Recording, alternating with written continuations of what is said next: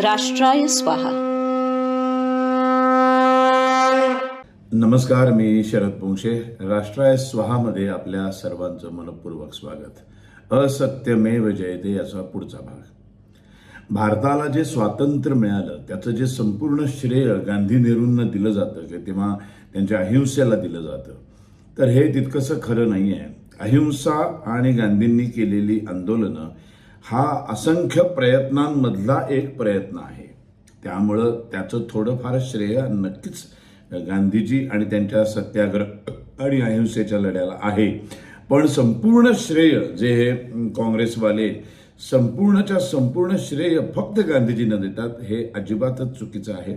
हजारो क्रांतिकारकांनी आणि जी मी गेल्या 3 एपिसोडमध्ये भागांमध्ये जे मी 3 मुख्य युद्ध सांगितली ज्याच्यामुळे ब्रिटिश साम्राज्य हादरून गेलं होतं, ते सर्वात जास्त मुख्य कारण आहे. आणि क्रांतिकारकांच्या क्रांतिकारक चळवळी हे सर्वात जास्त मुख्य कारण आहे. त्यामुळे भारताच्या स्वातंत्र्यामध्ये भारताचं स्वातंत्र्यात परिणिती झालेला सलग झंझावात घटना प्रवाह या पुस्तकामध्ये खूप छान पद्धतीने दिलाय. नंबर 1, सुभाषचंद्र बोस यांच्या नेतृत्वाखाली 60,000 भारतीय सैनिकांचा समावेश असलेल्या आझाद हिंद सेनेचं गठन 1943. नंबर 2, या सेनेने भारताच्या पूर्व सीमेवर ब्रिटिशांशी दिलेला निकराचा लढा 1944. नंबर 3, या घटनांमुळे देशात निर्माण झालेली देशभक्तीची आणि राष्ट्रवादाची प्रचंड लाट. नंबर 4, शहानवाज खान, प्रेम सहगल आणि गुरबख्श धिल्लन या आझाद हिंद सेनेच्या अधिकाऱ्यांवर दिल्लीत लाल किल्ल्यात जाहीर खटला चालवण्याचा ब्रिटिशांचा आत्मघातकी निर्णय 1945.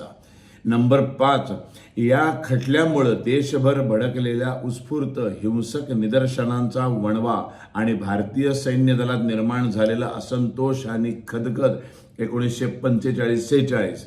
नंबर 6, या असंतोषाचा भडका उडून मुंबई आणि इतर बंदरांमध्ये झालेलं नाविकांचं बंड आणि त्यापाठोपाठ झालेले हवाई दल आणि पायदळातील उठाव, बंडखोर नाविकांवर गोळीबार करण्यास ब्रिटिशांशी तोवर कमालीची निष्ठा राखलेला गुरखा सैनिकांचाही नकार. नंबर 7, या सर्व घटनांमुळे 1857 मध्ये ब्रिटिशांच्या बायका मुलांसकट झालेल्या कत्तली आटवून खचलेलं ब्रिटिशांचं मनोधैर्य. नंबर 8, प्रदीर्घ महायुद्धामुळे थकलेल्या आणि कंटाळलेल्या ब्रिटिश सैनिकांना लागलेली घरी परतण्याची ओढ.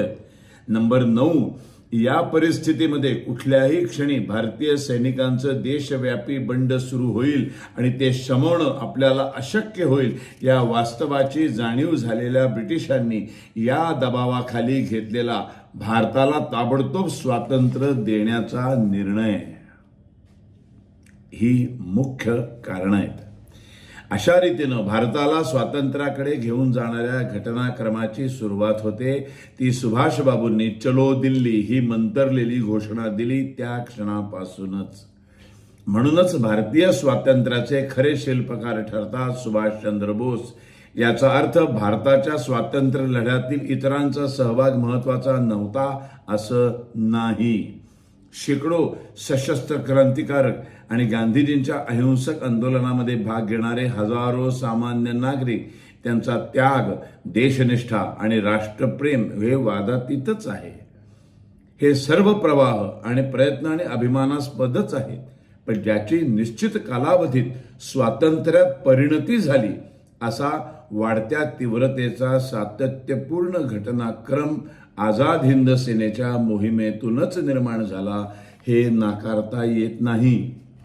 थोर इतिहासकार रमेशचंद्र मुजुमदार यांच्या 3 phase of India struggle for freedom या ग्रंथामध्ये ते म्हणतात, विशेषतः आयएनए म्हणजे आझाद हिंद सेनेच्या खटल्यातून उघड झालेली सत्ये आणि त्यामुळे भारतात उमटलेली तीव्र प्रतिक्रिया, यामुळे युद्धामुळे आधीच थकलेल्या ब्रिटिशांना हे स्पष्ट झाले की भारतात आपली सत्ता टिकवून ठेवण्यासाठी ते आता भारतीय सैनिकांच्या निष्ठेवर अवलंबून राहू शकत नाहीत.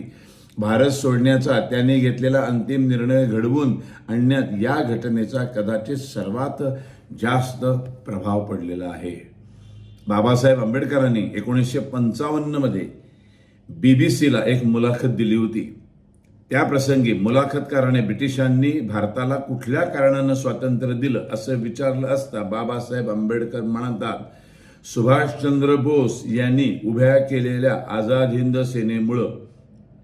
तोवर ब्रिटिश अशा ठाम विश्वासावर भारतावर राज्य करत होते की भारतात काहीही घडलं, राजकारण्यांनी काहीही केलं तरी भारतीय सैनिकांच्या निष्ठेला तडा जाणार नाही.